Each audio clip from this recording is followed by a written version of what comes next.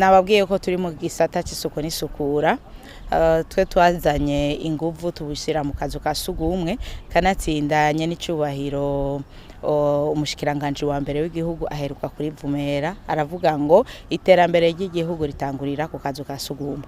Twebwe aho niho twafashe, rero turiko durashira inguvu cane mu kazu ka sugumwe. Ushize inguvu mu kazu ka sugumwe ubuhejeje gutera agacumu k'ubumwe mu bisata birenga 4 vy'igihugu.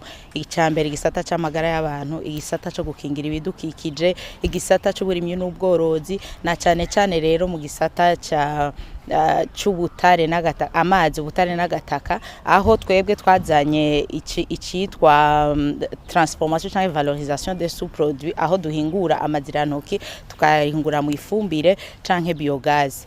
Rero murumva yuko ari vya bindi duhimiriza abantu tukatunabigisha tukubabwira bati umwanda wawe ubutunzi bwawe. Ico rero kizoza ari ikintu kije guhindura cane igihugu, kije guteza imbere umwene gihugu gushika kumwene gihugu wo hasi, kuko twese uwo mwanda turawufise, harageze rero ko uwo mwanda tuwuvyaza umusaruro.